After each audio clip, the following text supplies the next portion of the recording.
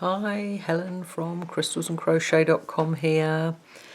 In this video tutorial, I would like to talk to you about joining squares. Now, a lot of people seem to hate this part of crochet, but when you've spent hours and hours making beautiful squares, to just take a little bit of time to make sure that they're going to join perfectly means that all those hours of work are not going to be spoiled or wasted. So I have got a whole lot of my little Stylecraft special double knit sample squares here. And that's what I'm going to use to show you, just because they're small and it means it's quick and easy for me to show you, all of the various pointers to make sure that you can successfully join your squares. Okay, so the first thing to do is to make sure that all your squares are the same size and the same stitch count. Now, most Afghan squares are 12 inches made with an Aran or worsted weight yarn and a 5 or 5mm hook. If you make them with a double knitting yarn, normally you're going to work with a 4 or 4.5mm hook, and they'll be around about 10 inches. The vast majority will have a stitch count of somewhere between 37 and 41 stitches plus a corner stitch or chain space. So what I would suggest that you do before you even start to make your squares is to double check the final stitch count.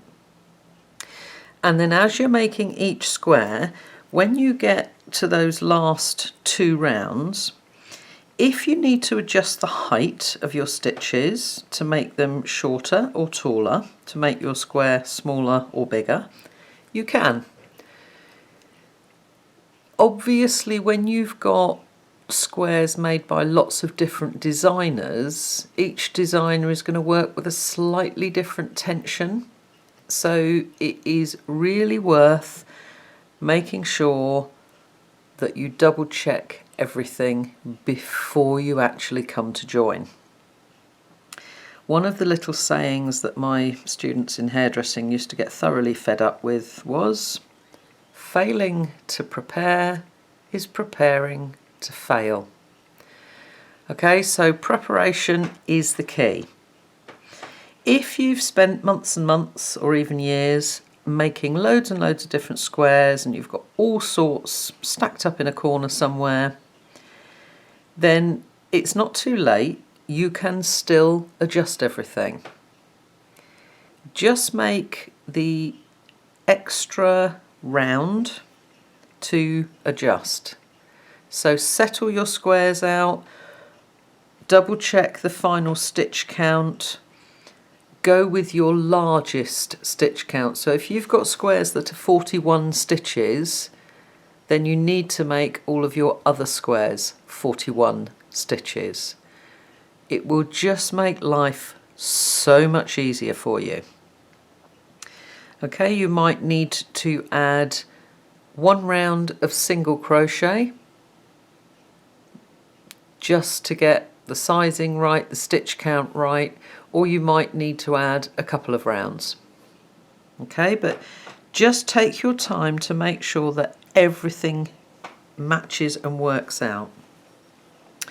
And then also take the time to lay your squares out so that you've got a colour order or shape order, because if you look on Ravelry at all of the thousands and thousands of Afghan squares patterns that are on there, some will have a square middle, some will be like a diamond shape. Some will be round, some will be very flowery, some will be more geometric.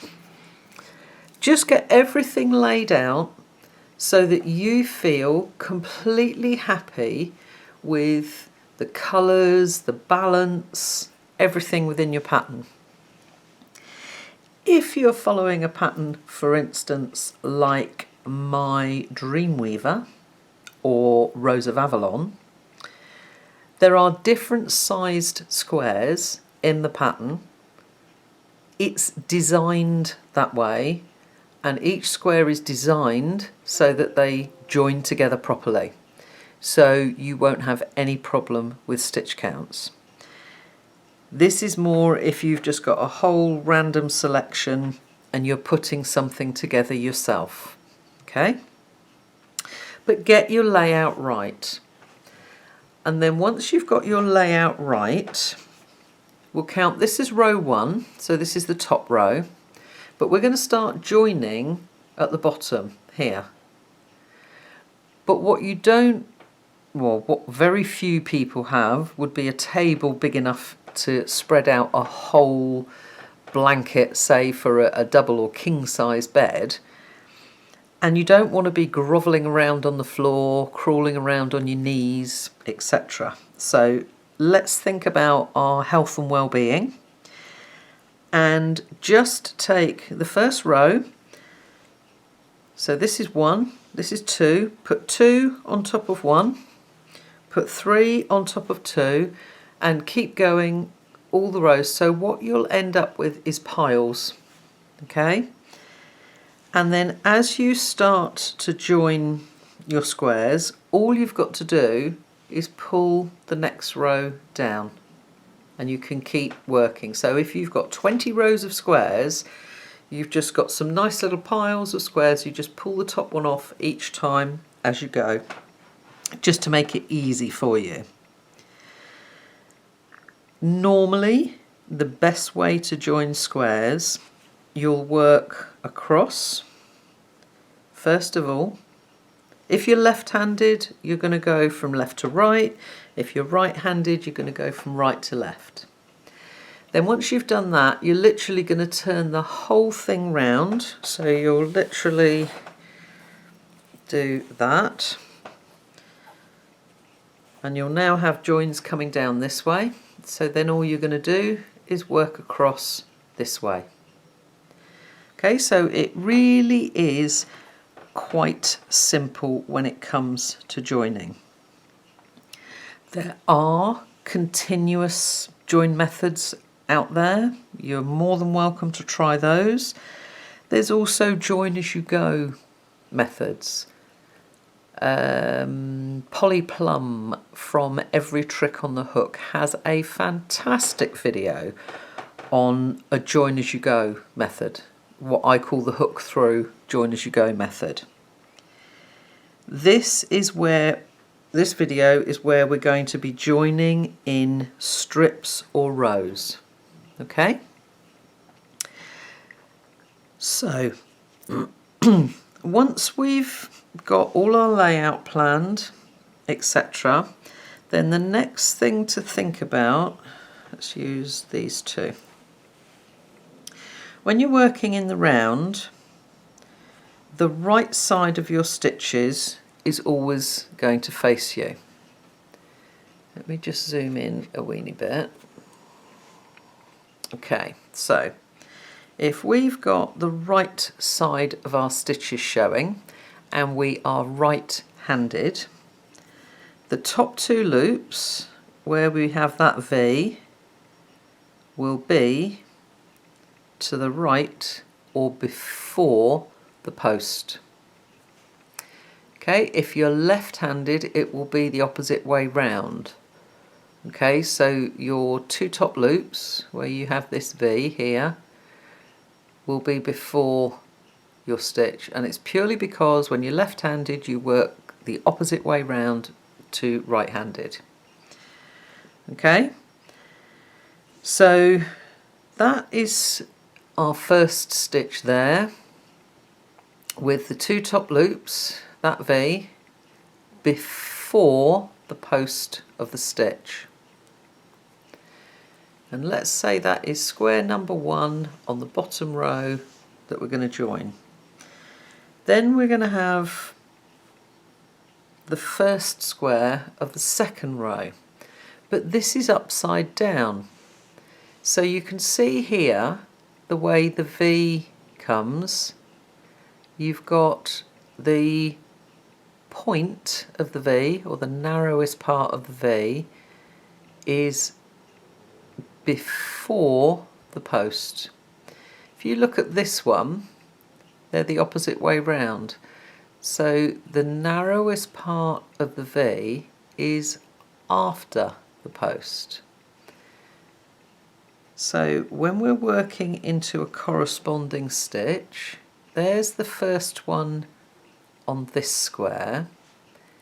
Here's the first one on the other square. There. Okay? Because this is part of our chain 2 corner space. Okay, look, there's our stitch with its 2 top loops. Then we've got 1, 2 chain in the corner. And this is where people go wrong, and they get to the end of the row, and all of a sudden they've got an extra stitch there. And they're like, but they were both the same number of stitches. How have I gained one at the end? And it's basically because we don't take into account that this square's upside down. So look to the narrowest part, to the bottom, if you like, of the V on the top here, and it will correspond to the one, but they run opposite. Okay, so don't get caught out and make your first stitch through the chain space of the corner, although your first stitch will actually go into the corner, but these are the corresponding stitches here. And it's amazing how nobody teaches us these things. Nobody points out the absolute obvious. There's way too much assumption that goes on, where people just think, because I know what I'm doing, everybody knows what they're doing.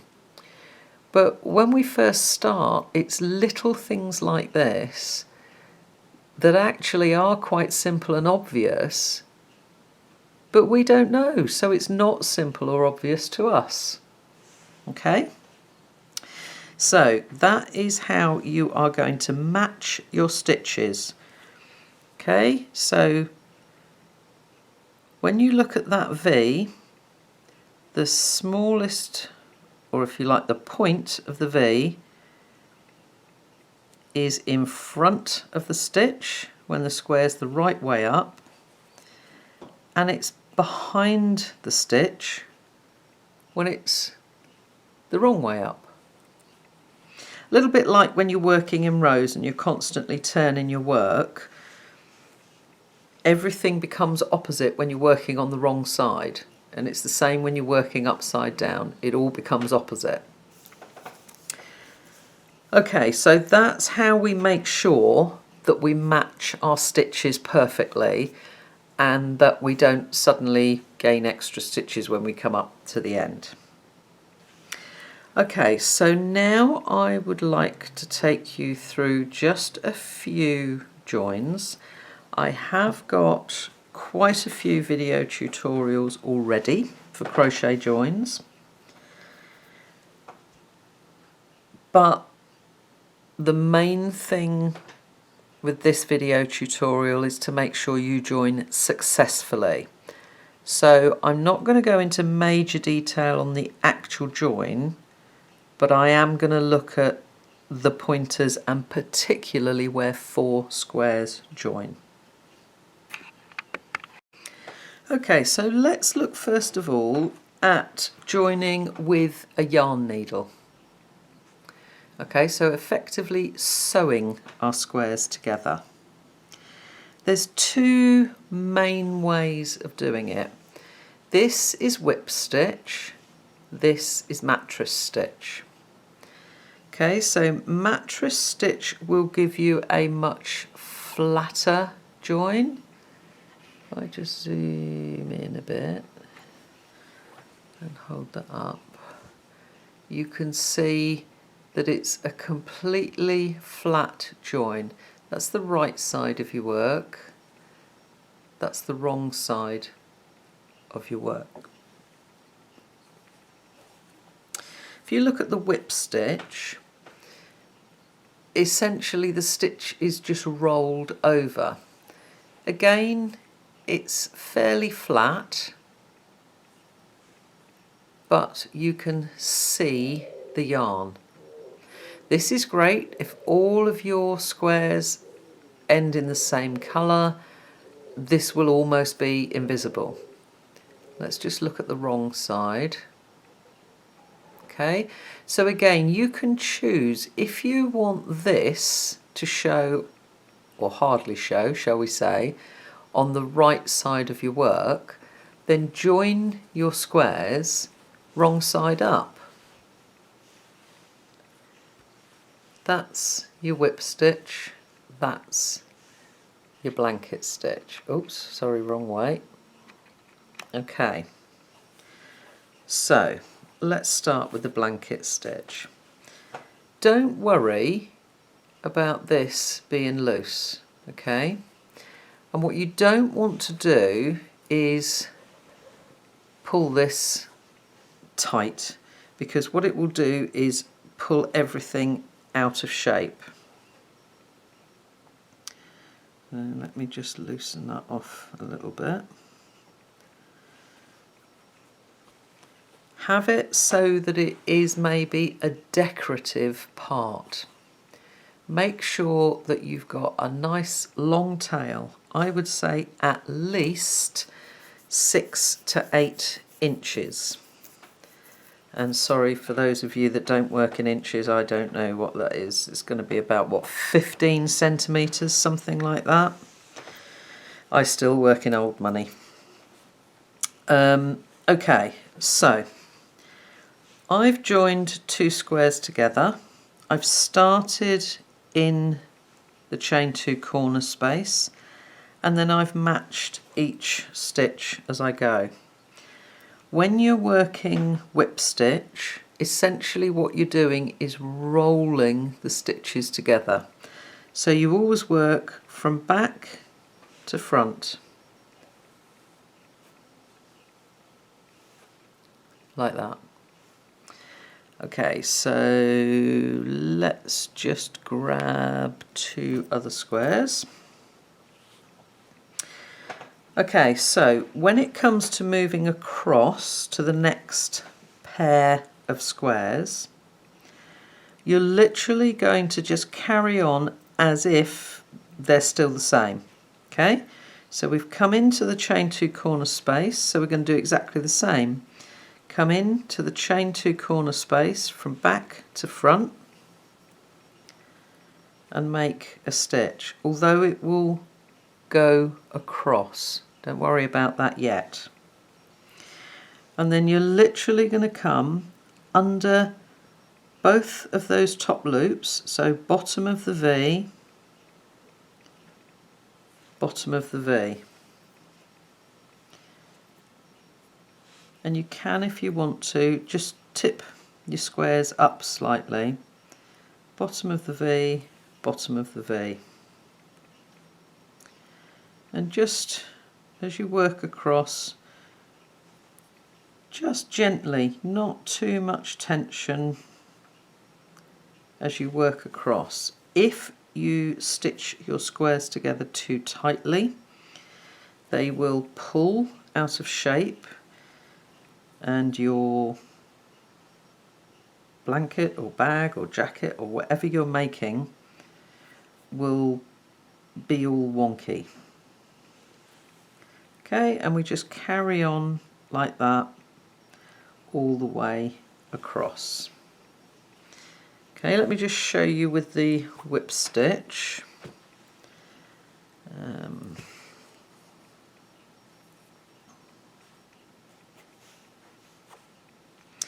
Okay, with the whip stitch, excuse me, we work into the back loop of the stitches.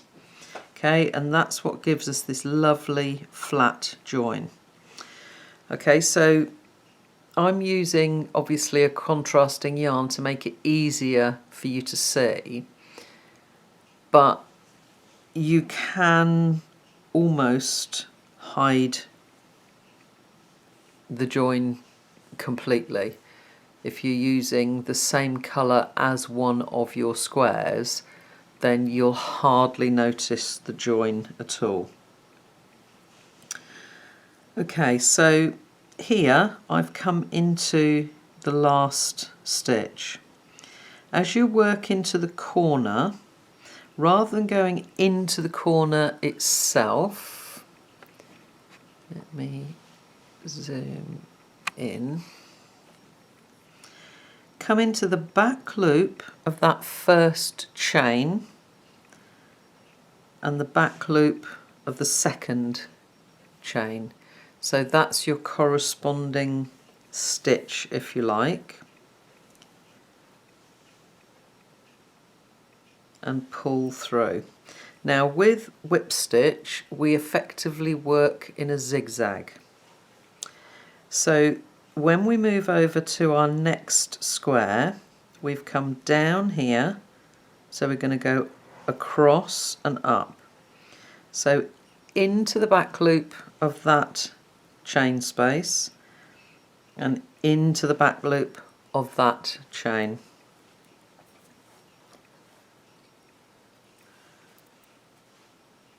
And through. Okay, and then we're going to come back loop of the next stitch and down. Okay, so we go across and down, across and up.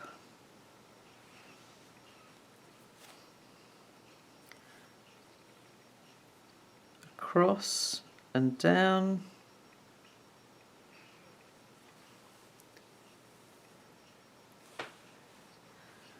across and up, through the back loop only. Okay, now you don't really want this to happen, so just gently pull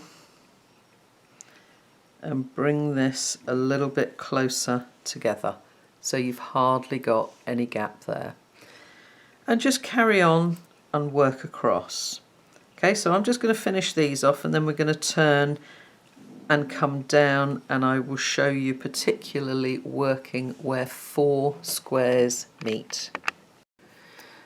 Okay, so you've worked your way all the way across.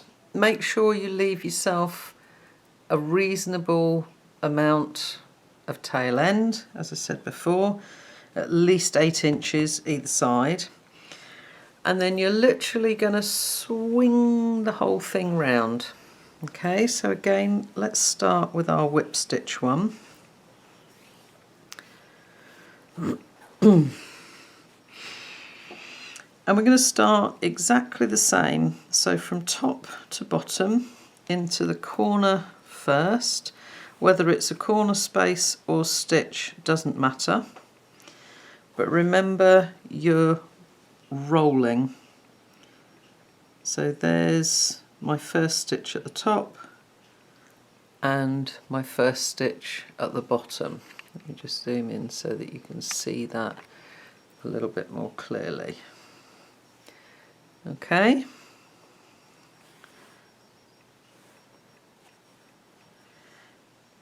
It's not always easy to gauge exactly how much yarn you're going to need when you're doing effectively a sewing join, but generally you're going to need about 1.5 times the width of your join.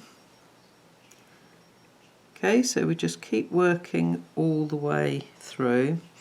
It's often a little bit more difficult when you come to this second join, because it's attached here, you can't always get in to the stitches very well. So you'll notice I just tend to pull this down so I can see that one clearly. I can see that one clearly. And pull down so that you're keeping nice even stitches all the way across. As you get more practiced and more confident, you will become quicker, but take it slow to begin with. Get it neat and get it right. Okay, speed really does not matter. Oops, got my tail end caught up. Okay, so we're still working our way across, we're nearly there. So that's my last stitch on this square, coming into my last stitch on this one. Okay, then we need, this is where we've got 4 that meet. We need to remember to go into the corner, because effectively the corner is the end of our square, and we've then just got to cross over. So you're going to come over into the next one, and what happens is you get a nice little cross in the middle there. Okay, so again, we've come across here, we now got to come corner to corner. Okay, so that's corner to corner there. This is where we've then joined the 2 corners together, and we've then got to come corner to corner again before we start to work through the rest of our stitches. So when you've got 4 squares meeting, you must make sure that you have made a stitch into each corner on each side, and you then stitch across the corners.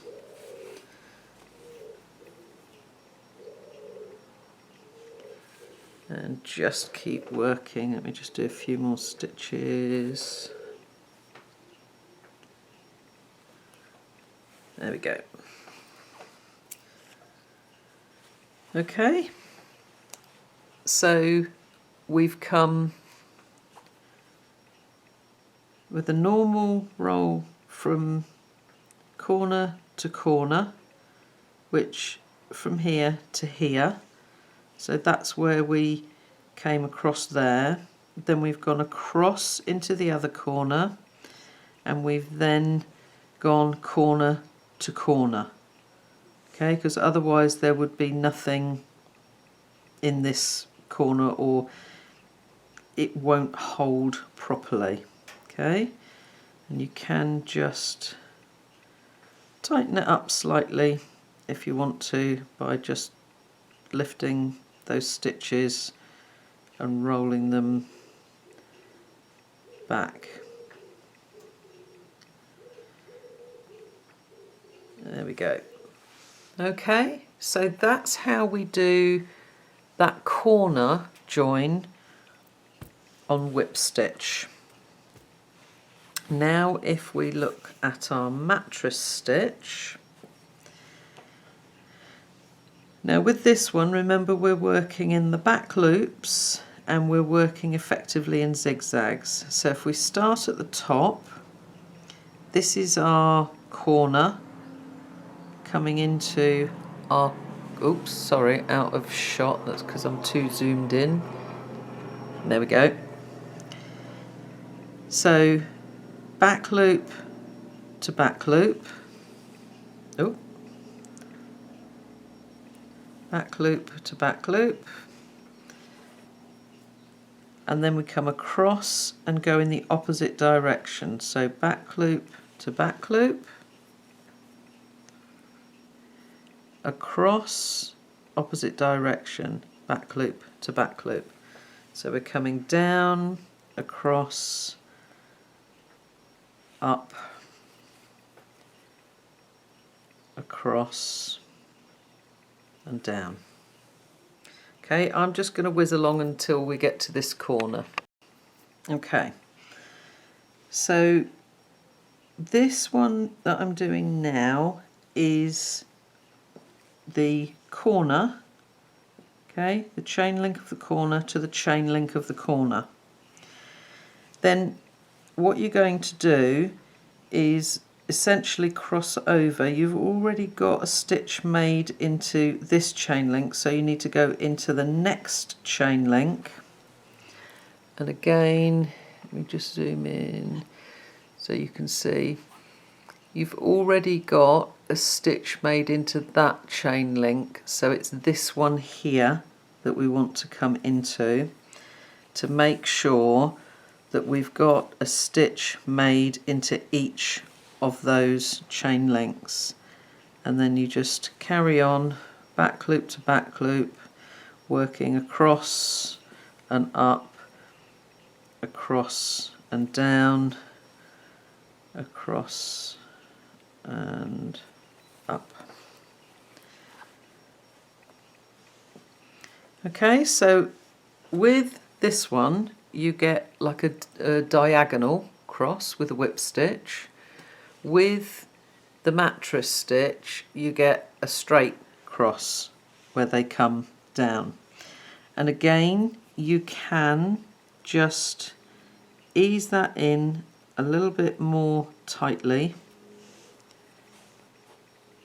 so that it all matches in nice and firmly, and so that you don't get like a gaping great big hole where your 4 squares meet. Okay, so that is sewing squares together. Okay, now let's have a look at crocheting squares together.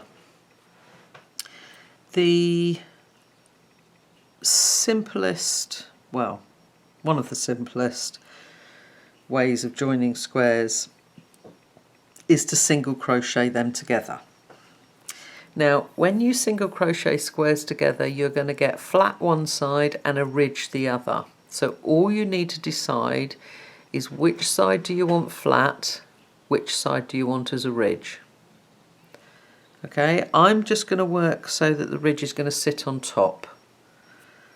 Okay, so all we're going to do is take our first 2 squares, hook through the first corner, through the second corner, make a single crochet. And we're then going to work through both of those top loops. Okay, so remember they're pointing in the opposite direction. So that's the first stitch on that square, that's the first stitch on that square.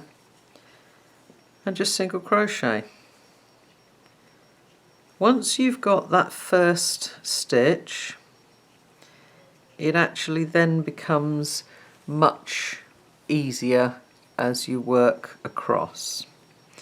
The main thing that I would say is don't make your stitches too tight.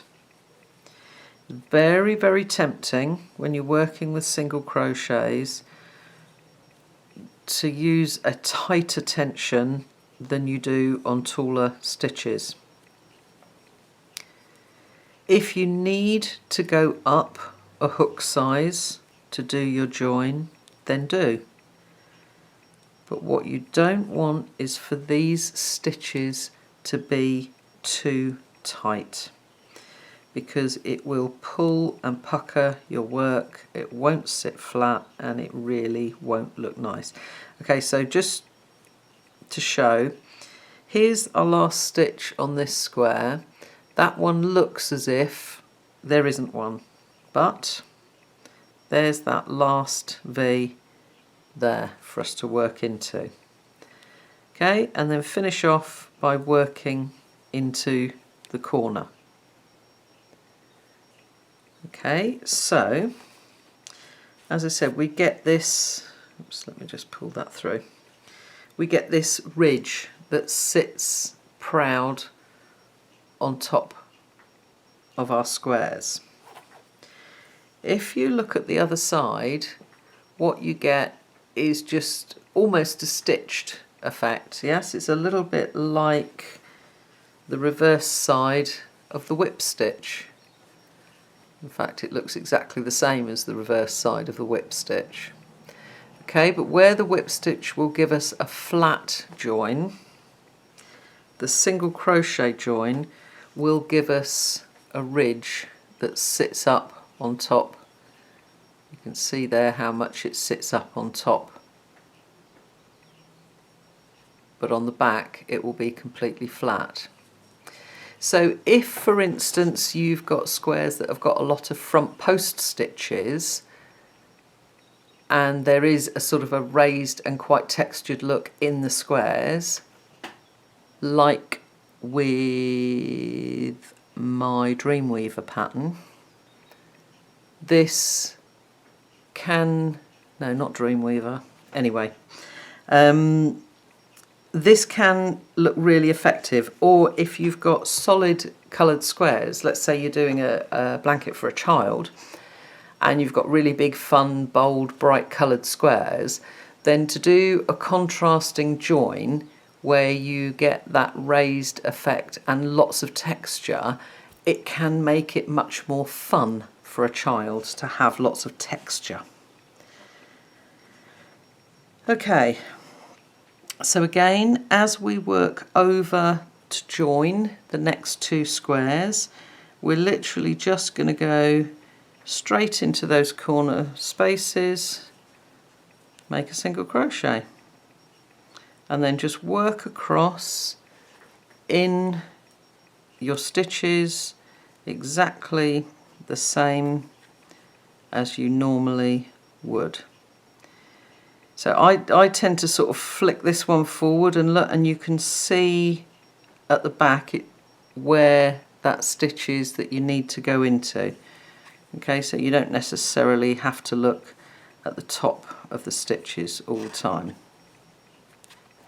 But again, when you're on first join, this is quite easy. When you get to second join, it does become more difficult, which I will show you in just a second. Okay, so as we're working across on our second join, it does become a little bit more difficult because this join is holding these together, so you haven't got the movement there, but it is still fairly easy to see top loop, top loop. Go into that last one. Okay, then exactly the same, you must go into that corner space, and then all you're going to do is hop over this and come in to that next corner space. Then pick up your first stitch and keep working across. And if I just do a couple more, then we can see our 4 square join.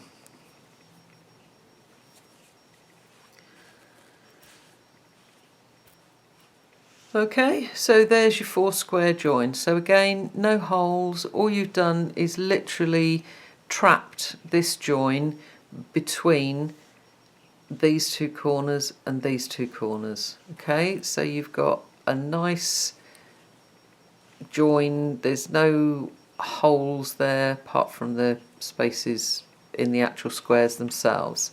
And if we look at the back, again you can see where we've come across both sides, and it sits really evenly and neatly with no gaping holes. Okay, let's move on to the next type of join.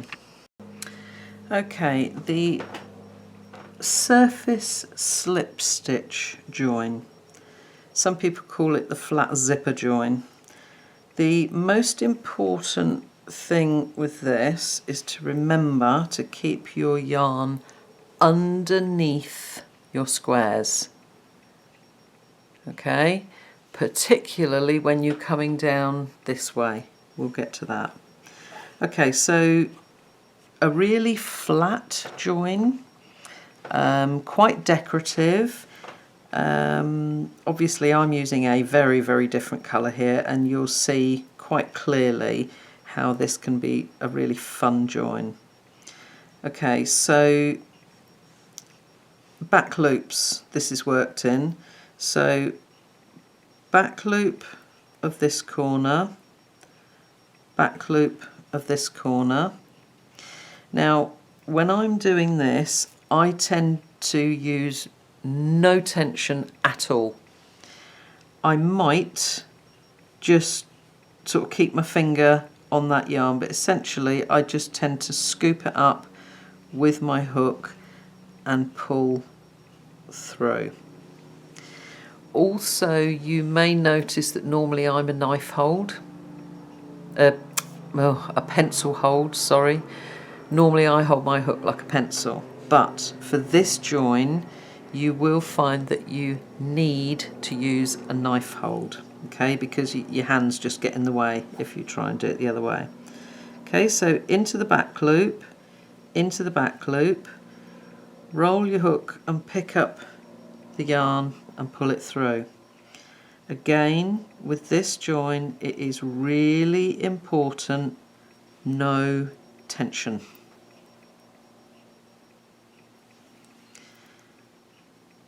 Because if you pull this too tightly, it will look really quite ugly, and it will pull and pucker your squares together. So just into the back loops of each stitch, and then you pull through all 3 loops. Okay, so back loop,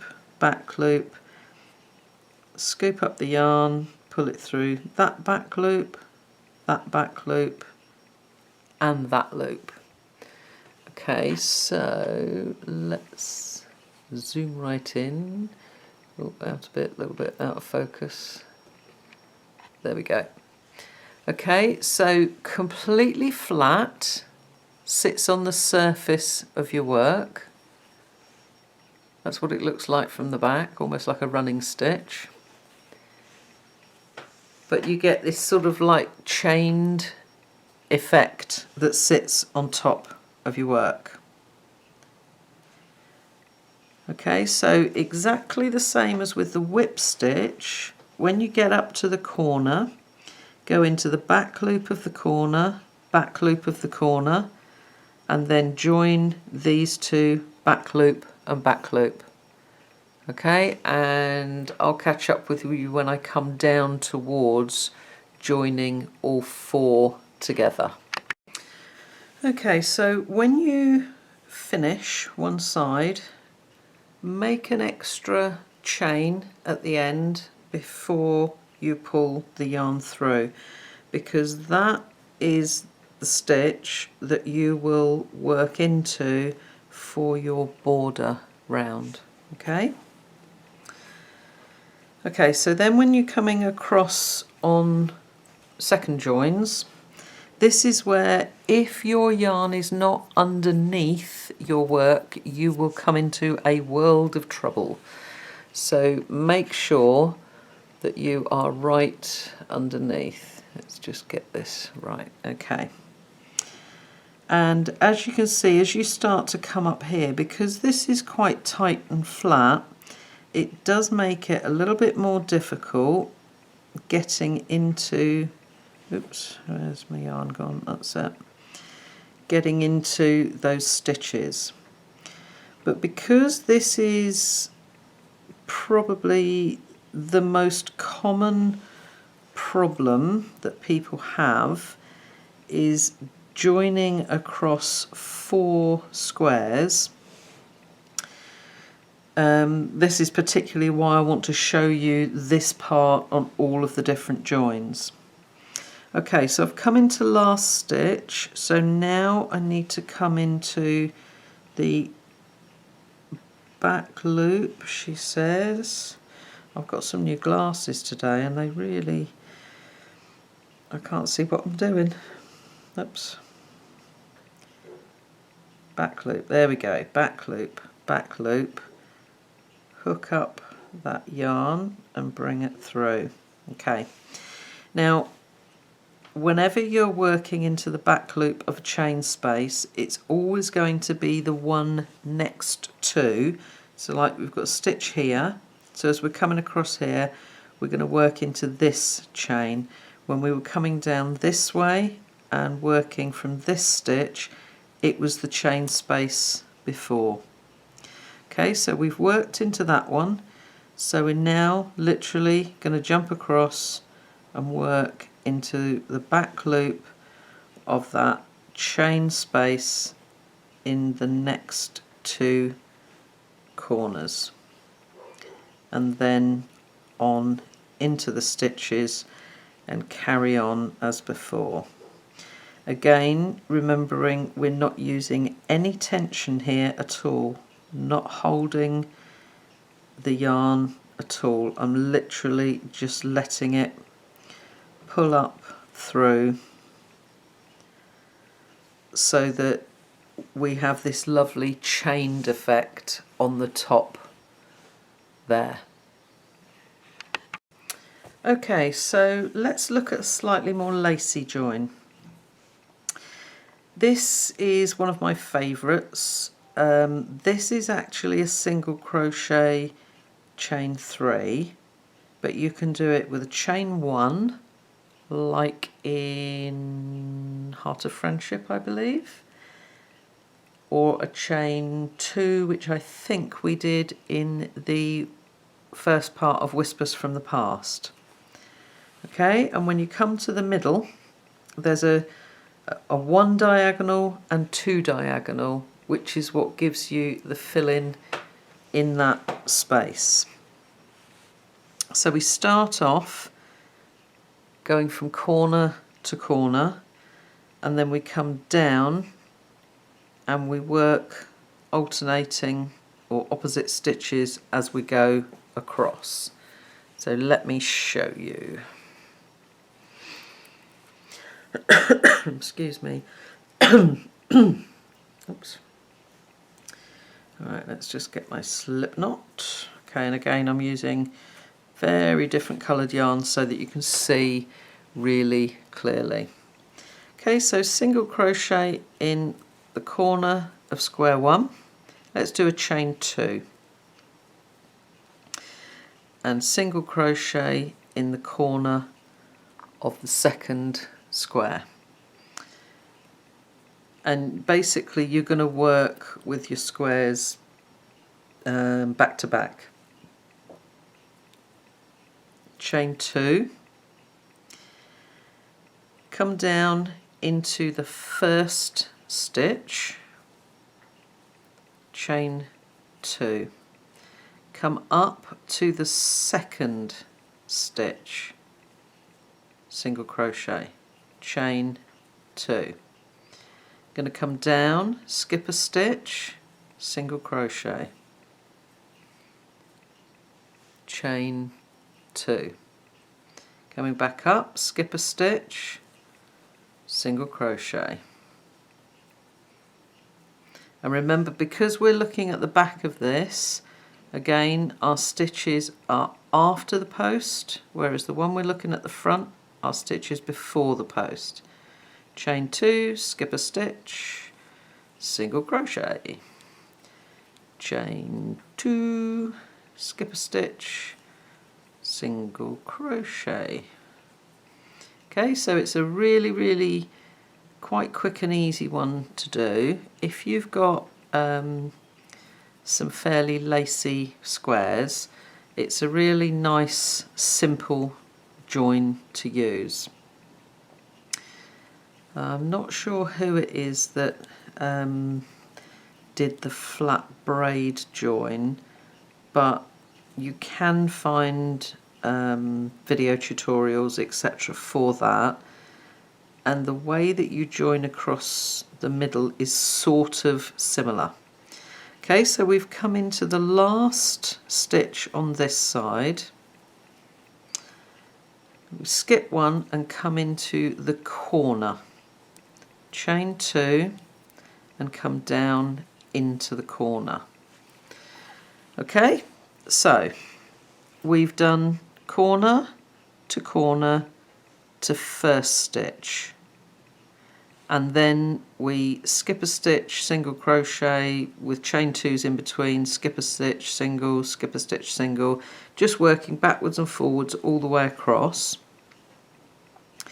but making sure where we've got last stitch here, we then go into corner and come back down into corner. Okay, so you've just got that little bit extra on each end. Okay, chain 2. Now essentially it's as if we're going to start again, so we're coming up this time into the corner, chain 2 and come down into the corner, chain 2, and this time we're going to go first stitch on the top square. Okay, so skip the first one, go into the second one, skip that next stitch into that next one. Okay, and just keep working all the way across, making sure that as you finish you end with a single crochet in both of those corner spaces. Okay, so we've finished off and I've come along here, so I've started in exactly the same way. So we go corner to corner, back down to the first stitch, and then we're skipping a stitch in between each of the single crochets. So as you can see, what we get, if I stretch it out a little bit, what we get is effectively like a zigzag join, but this is with a chain 2. You can do it with a chain 1 or a chain 3 depending on how lacy you want it to be. And it's not too dissimilar looking to the flat braid join, it just doesn't have that little twist in the middle that the flat braid has. Okay, so I've come to the last stitch of this side. Now I need to go up, I've got to skip that one, so I've got to go up into the corner.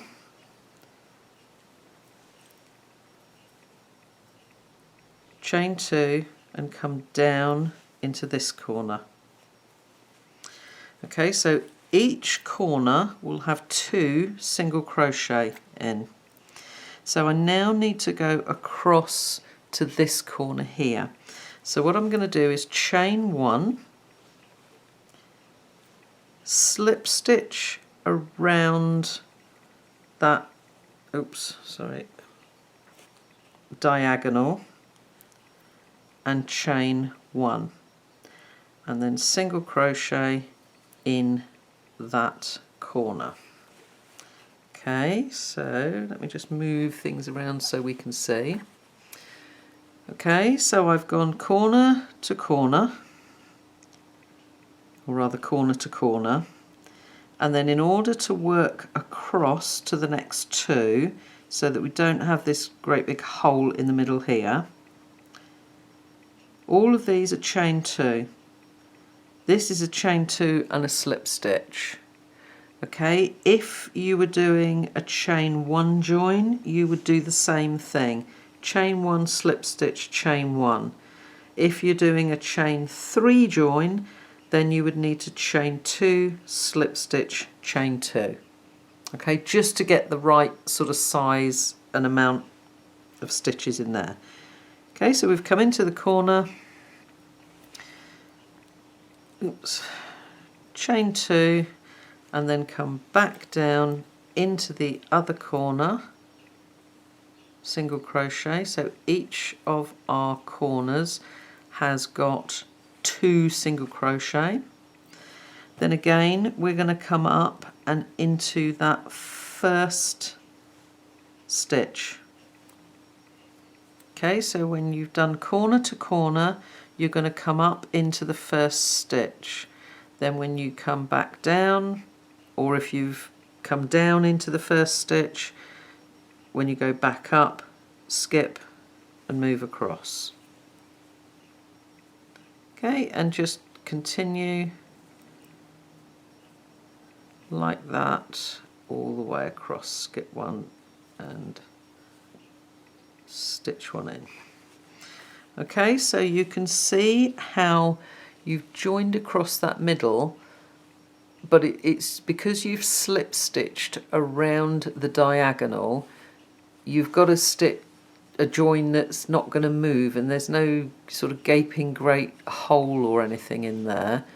Okay, so that's when you've got more lacy joins. Wherever your first join is, you will have something coming across from corner to corner. When you go your second one, you must join into that one that comes across so that you mesh everything together. Okay, so let me just finish this one and we'll have a little recap. Okay, so with an open or more lacy join, remember you must always go corner to corner on first and last join. So where with this one we've got skipped stitches in between, on each of the corners there will be a point where there isn't a skipped stitch. You'll have the last stitch and the corner, or the corner and the first stitch. Okay, and when we join through the middle, we need to slip stitch around that diagonal in order to hold that so that it's not going to be a great big gap. Okay, so hopefully so far you've learnt quite a bit and you've seen how easy it is to join the squares together, and we've also covered the point of joining 4 squares together, okay, and how we do that without ending up with gaping great holes. Okay, making sure that you're always working into each of those corners. Okay, so next thing that a lot of people have said about is working away the corners, working away the ends, sorry, so that they don't come undone. Well, the same principle applies really to working your ends away with any part of your work, but before you work any ends away, you need to make the first round of your border. Let me show you, let's start with the sewn together ones and then we'll come on to these. So let's just grab, okay, so with the sewn together ones, this one was worked, no, let's start with this one, sorry, will be easier, even though we've got ends all over the place. Here we go, let's go this way. Okay, so we've worked corner to corner, but we get this like sort of dip here. Let's just grab some yarn.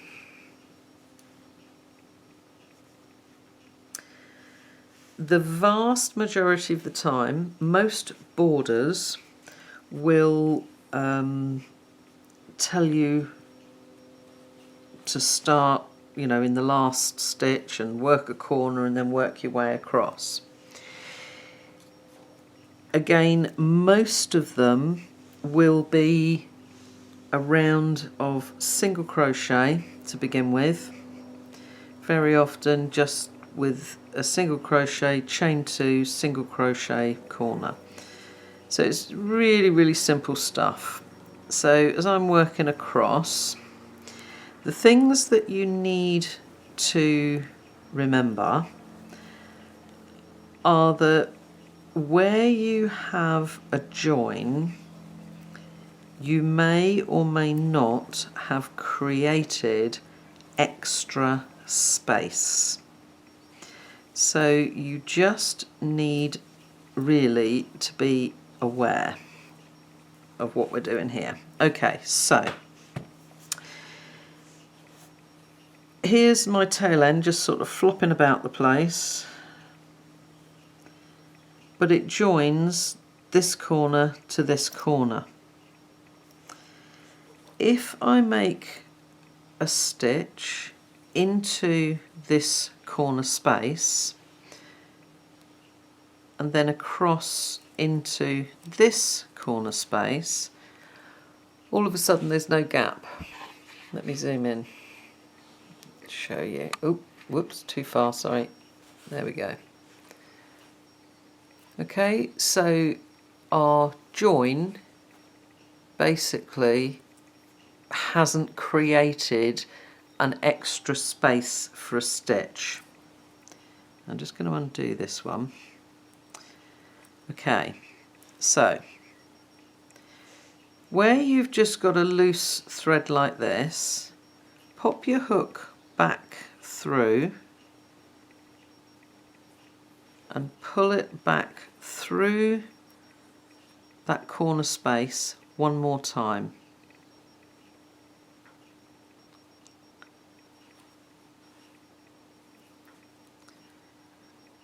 Keep hold.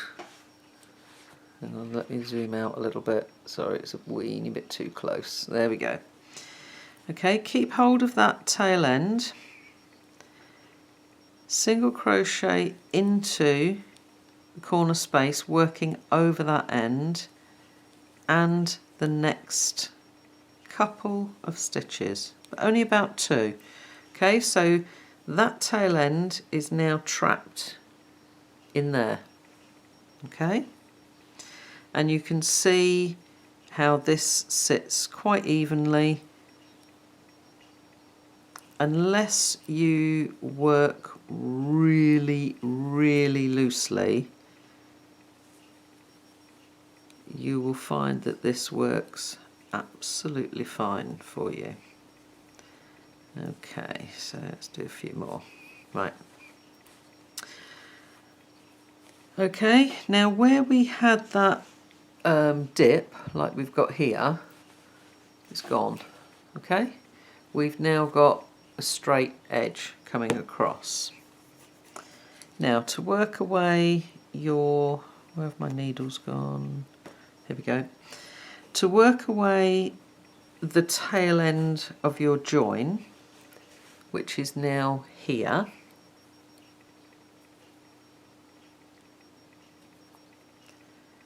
thread him onto a needle, come underneath the base of the stitches, back past the join. So I'm under what, about 6 stitches there.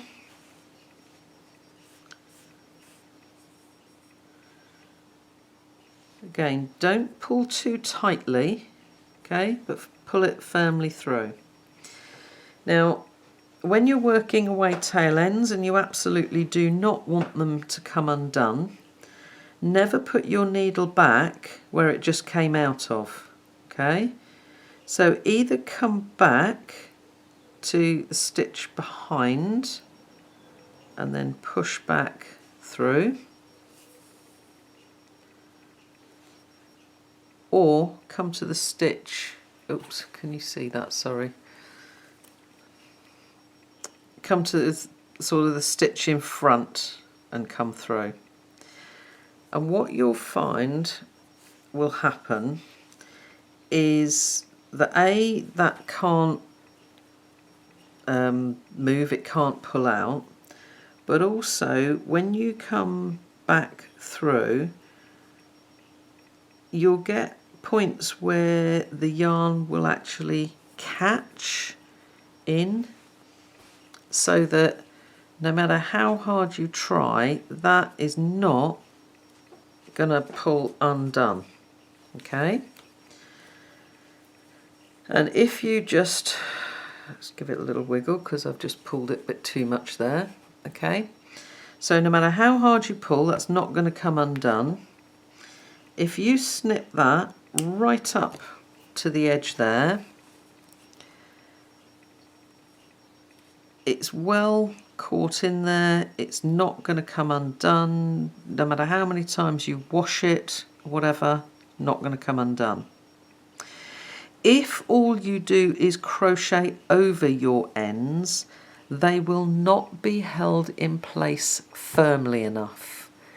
And with movement and with use, and particularly if it's a child's blanket and it's going to be dragged around the floor and all sorts of things, it's highly likely your ends will pop out. Okay, so use a yarn needle under about 6 stitches, going backwards and forwards across the join, making sure each time you turn, so if your needles just come out here, then when you go back in the opposite direction, you're going to go 1 stitch or half a stitch over each time. Okay, and that is how you'll make your border. So with Whipstitch, there is no extra stitch. You will just move straight from corner to corner, and there's no gap, and it's absolutely fine.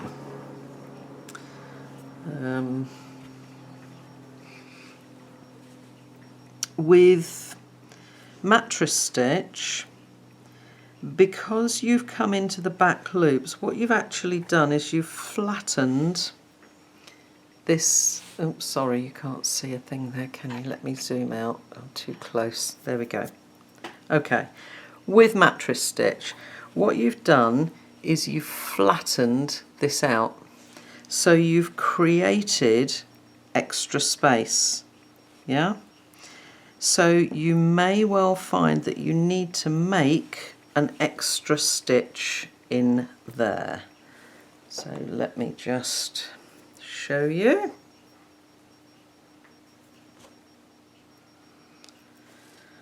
So let's pretend we've done the corner. I'm going to come along with our single crochets.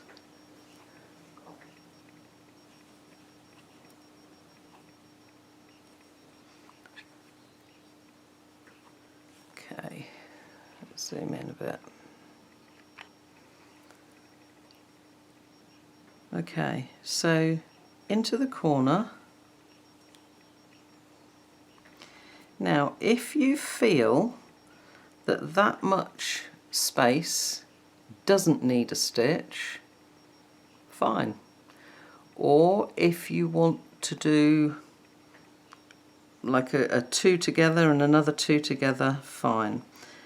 I personally would say you need to make a stitch into that join and then come across on to the other side. I know 1 or 2 patterns I've done where I've sort of not counted it as a stitch to make into the join, but it does work better, it does fit better to actually put a stitch in there. So all you're going to do, let me show you again, you've made that corner stitch, our end is not worked away as yet. That first thread that comes over there, that's where you're going to make your stitch. So if you just take that end over, make a stitch over the end, then bring it back the other way into the corner and into the first stitch. Again, you've just secured that end in. Okay?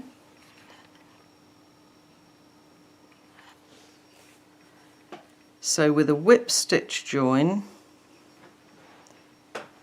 you may well want to put an extra stitch into the join.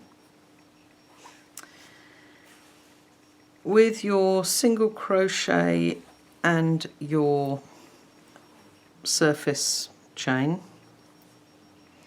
where you finished off your joins, you made an extra chain, so you're going to go corner into that chain and corner. Where you began, you can go into that first stitch there. So corner, into the stitch, corner.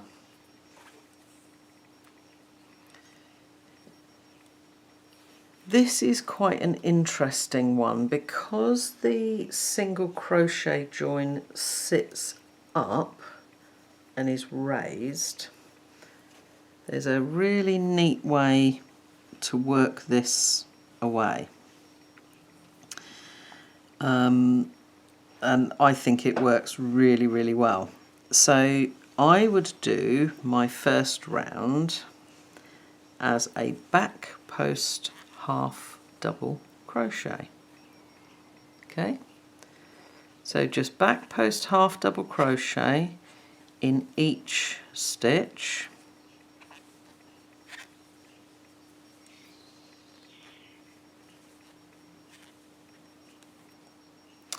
Single crochet in the corner, leave your tail end in front of your work, single crochet in the corner, back post half double in the rest of the stitches. Okay, and let me just do a few more and I will show you why and what happens. Okay, so with our single crochet join, what we've done is we've actually pulled those squares together. So we haven't created extra space. When we do a back post stitch, it forces the edge of the square up slightly. So it makes it look as if it matches these sort of almost grids that we've got. So then tail end in front, just push the end through that stitch, take it through, bring it round to the back, oops, pull it down, come back up, and then once you've finished, this is obviously, you can work it backwards and forwards under these stitches. But see how it sits raised up, yeah? So leave your tail ends on the front of your work, and then when you've finished, just push your tail end between those two single crochets, fasten it away on the back the same as before, and where this is raised up and this is raised up,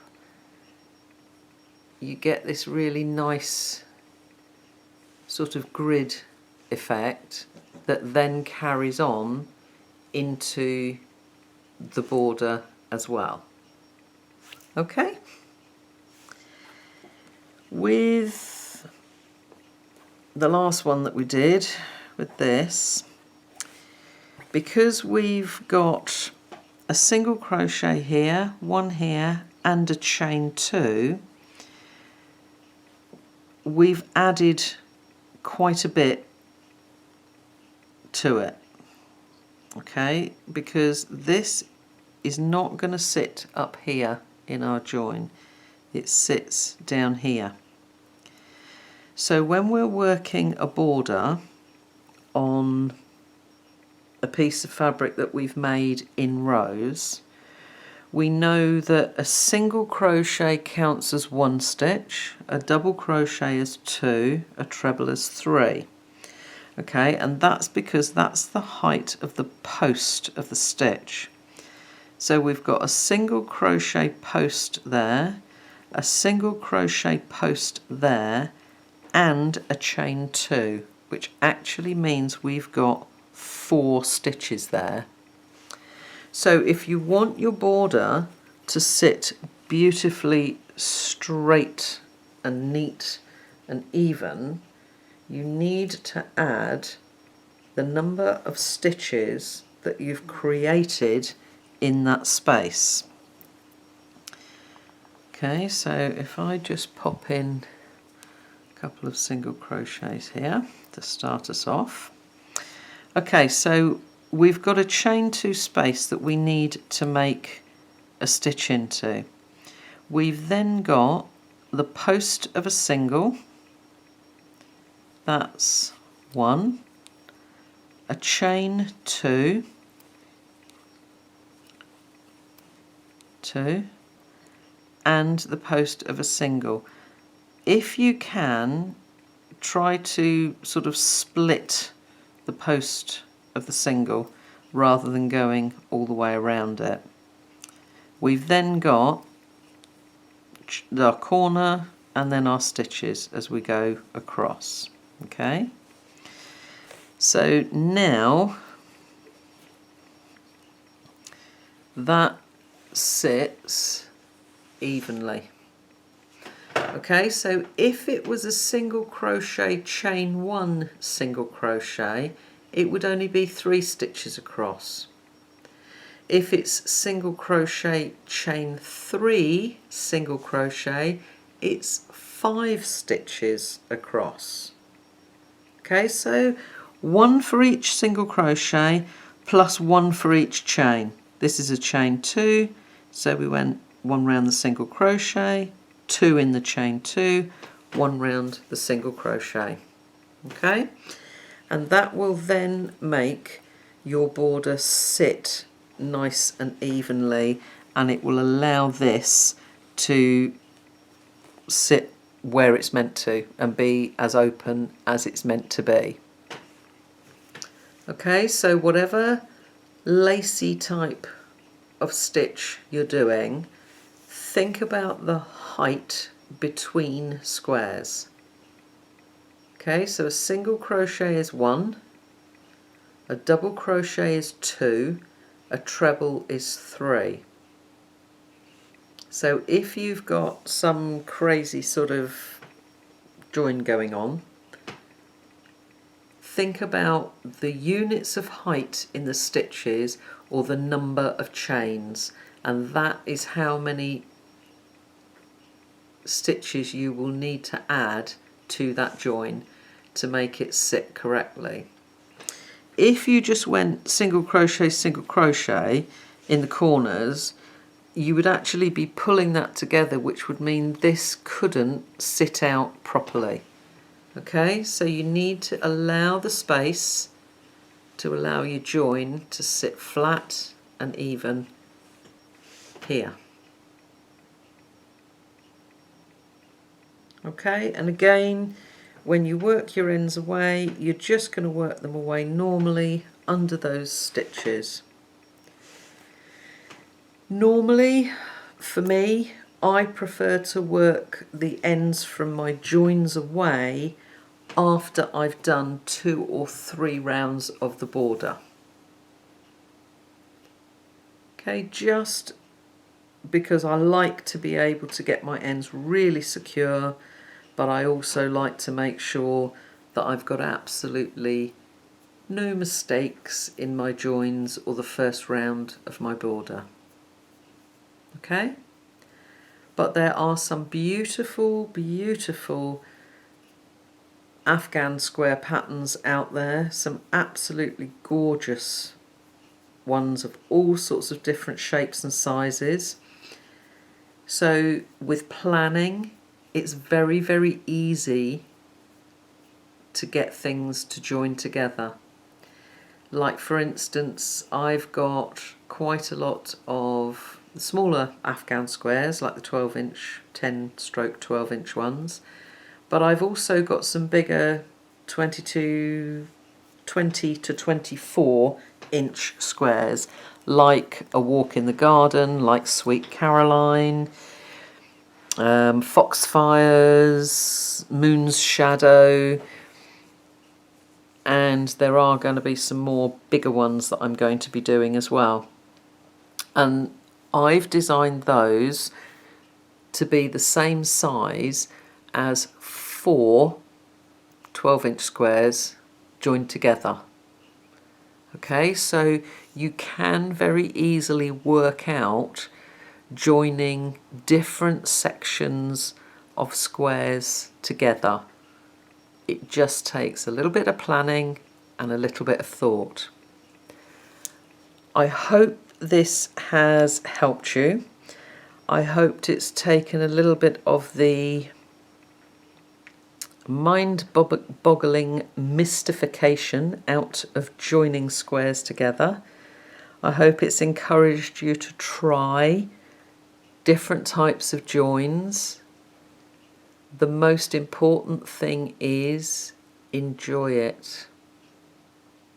Make the effort that you've put into making your squares worthwhile by taking your time over joining.